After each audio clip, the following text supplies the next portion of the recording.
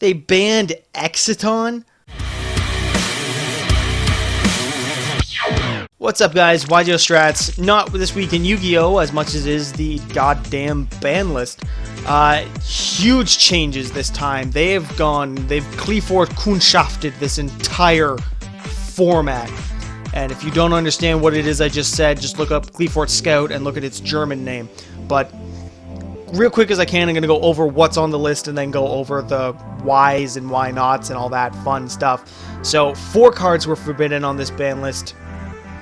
We've got Apocalypse Towers, Shurit, Strategist of the Necros, El Shaddoll Construct, and Evil Swarm Exiton Knight. All forbidden. Each of them was at 3, other than Shurit, who was hit to 1 in the last ban list. Down to limited, so only one of now, Clifford Scout, Graf, Malbranch of the Burning Abyss, Mathematician, Necros of Brianak, Necros of Unicorn, Ritual Beast Alti Conahawk, El Shaddoll Fusion, and Reinforcement of the Army. Semi-limited, only 1 card. We got Sir Malbranch of the Burning Abyss is at 2 now, and up to 3 for the first time in too long for some. Chaos Sorcerer, Legendary 6 Samurai Shien, Spellbook of Fate, and Gear. Real quick going over these guys.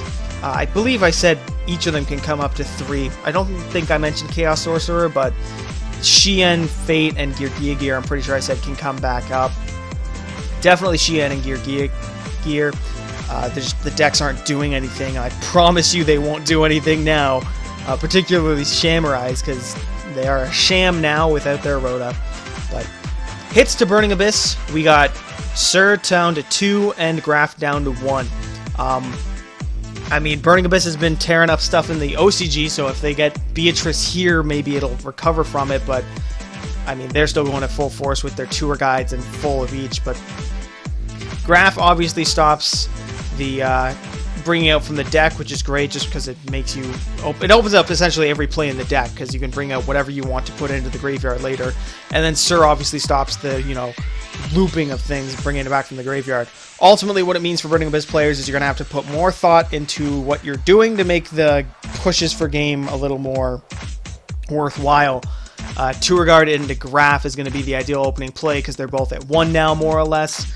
And, that fun stuff.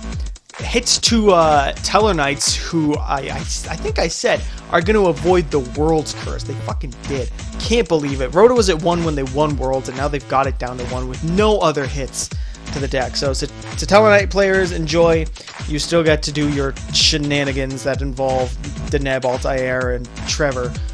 But my salty bitterness aside, that's the only hit really to Teller Knights, but with Reinforcement of the Army going to 1, you're losing a lot of consistency and a lot of other decks. Obviously, I mentioned 6 Samurai, but I mean, off the top of my head, decks that I use, Noble Knights, Synchrons, UA, Heroes, obviously, so Teller Knight's been hit. Other things worth mentioning, any like rogue players that want to play Battling Boxer or that sort of thing, it's just, they've been hit. Because Rhoda went to 1, and I don't like that. That's me, but I don't like that. Shaddolls, they decided, were clearly meant to die, because not only did they ban Construct, which was stupid, it definitely could have been just hit to 1, but they also limited El Shaddoll Fusion. So, the main problem with the deck was El Shaddoll and Construct, and now you get 1 El Shaddoll, and you get no Construct. I'm very upset about that. I love my Shaddolls. And I can't sell those 2 goddamn constructs I just pulled from the tins anymore because they're not playable. But my wallet aside, Shaddolls now more or less irrelevant in the metagame, unfortunately, since Construct was the win condition. Anything that comes about nowadays, it's going to be very stun. Probably going to see a lot more actual Shadow monsters in the deck, not as low count as it has been with the, the Perform Age engines and all that sort of stuff. I've seen people talking about, Shadow Spellbook, now that Fate's up to 3. That sort of thing. Obviously, Shadow Trains were a thing in the OCG. That might come about here if we get the trains down the line, but until then, Shadow's probably going to be out of the game until they ever decide to bring back Construct. Other things worth note, Ritual Beast Alti Conahawk. I have no idea.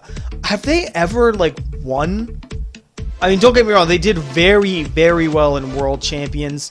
The qualifiers for the North American ones, they're not a bad deck when I say this. It's just, I don't think they've actually topped anything, because Burning Abyss won at the end of the day in the North American qualifiers. Shadows won in the European, and Hero won in Japan. But, like, Ritual Beasts haven't really topped much anywhere. Or, sorry, they haven't won anything anywhere to my knowledge. And they're just in general, like, a solid budget deck to play to be a competitive player, but not, you know, the $100 Brianak competitive player. I don't know why they hit this. In truth, I think they hit this card, Alticon Hawk, just to really emphasize pushing the new cards. Like, they really, really, really, really, really want you to play the new archetypes. And if you have access to, you know, solid Ritual Beast plays, you're not going to, because Ritual Beasts are just so much cheaper, and they're just not going to make money off it. I think this is a very Clifford Kundschafter thing to do, but that's just me. Necroz, I tell you this needed to happen even if I wasn't as salty about this list. Brianak and Unicorn to 1.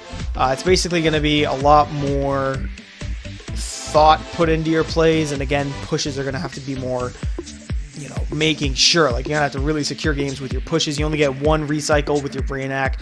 You only got the 1 search with, sorry, you only have 1 recycle with Unicorn and 1 search with Brianak, and you actually can't even search it out with Shuret, because Shuret's banned. I don't necessarily agree with Shuret being banned, but regardless, it is. Unicorn, Brianak to 1 are probably the most reasonable things on this list, more or less. Just because Necroz is such an adaptive deck that it probably won't even be hurt too much by it, but it is what it is. Mathematician going to 1 really confuses me. I feel like this was a shadow hit more than anything. Because they just really want that deck dead. But I mean, it is a free, like, little toolboxing card. You know, Foolish from it, and then draw a card when it goes. It's definitely a strong card. They did hit it to 1 in the OCG, if I'm not mistaken, so it's not completely out of left field, but I mean, man, Shadows just don't even have Mathematician anymore. They really... Yes, I'm a steaming pile of broccoli in terms of my emotion right now. Cleefort got hit. Obviously, Pocket Fort Tower is banned, so you don't have to deal with Tower's Turbo anymore. I'm not going to complain about that. That deck was stupid, in my opinion.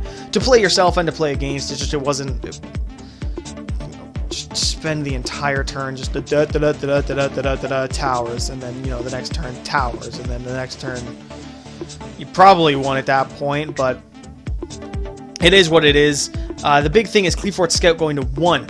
I don't think it really needed to go to 1. The deck isn't really doing much of anything on the competitive scene anymore.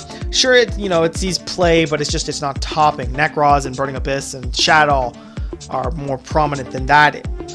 At the very least, Necroz and Burning Abyss are more prominent than that. Shadow's probably closer to Cleefort's level in terms of showing. And then the really fun stuff, the banning of Construct, we've gone over, sure, yeah. This guy, Exciton Knight. I cannot believe they banned Exciton Knight. This was not a smart thing to do, in my opinion. I feel this is really, really, really them pushing Pendulum more than anything. Just because Exciton's such a great out to Pendulums, it blows up the scales, so then they can't summon anything. And so by getting rid of Exciton Knight, they get rid of other decks, chances against Pendulum or easy outs to Pendulum, which is stupid because Pendulum has an easy out to your deck based on the fact that every turn it can bring its shit back. Yeah, I can't believe this card's gone. This is right out of left field. Someone commented on my single card discussion saying, I hate this guy and hope he's banned. And I was going to reply and be like, I don't really think this guy would be banned. He's not doing much of anything. And clearly I'm a fucking idiot because he's banned and he's gone forever. So to the commenter whose name I don't know right now, congrats. You don't have to worry about it anymore, but you'll probably want him on your side of the field come Performa Pal and Pals and all the bullshit that comes along with Magispectors. And I know he can't kill the Magispectors, but he'll kill the Scales. If he can kill the Scales and then the monsters, they won't be able to recover type thing. That's another thing. Yeah, that's the ban list. I don't appreciate it. This was the massacre of October 29th in my eyes.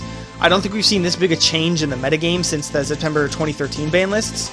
At least that's just my opinion. Just because, 2013 in September was way bigger than this, don't get me wrong. I mean, that was the one where Heavy went, Monster Reborn went, all the power traps went down to 1, Compulse, Solemn Warning, Torrential, and Bottomless all went down to 1 from previously being 2 or even 3 in some cases. Stratos was banned without reason, similar to how Exciton was banned without reason, which I'm going to say without reason in quotations here. But other than that, I mean, just in terms of how much it shook up the game with the banning of, you know, the Dragon Rulers were finally stepped down from their Tier 1 domination of the game, that sort of thing. And, I mean, there's only so much to say. I can't believe it.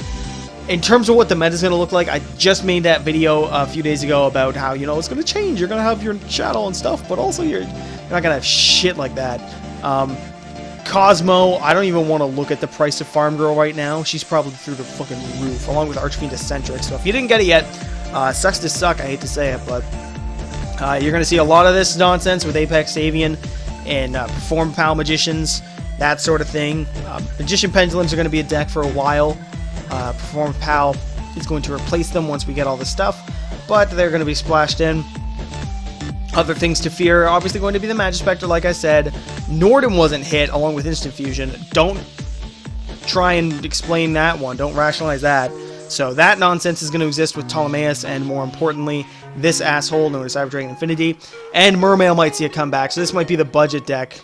The budget meta deck, I guess, with just 3 Neft Abyss, which will be probably $40 or something stupid, but compared to the other things, it won't be as bad, I guess. And, I mean, yeah, that's really what the meta is going to be. It's going to be Cosmo, a bit of Mermail, some Magician Pendulums, some Magispectors, and a lot of Salt, because all your old decks are dead. But go ahead, leave a comment, let me know what you think.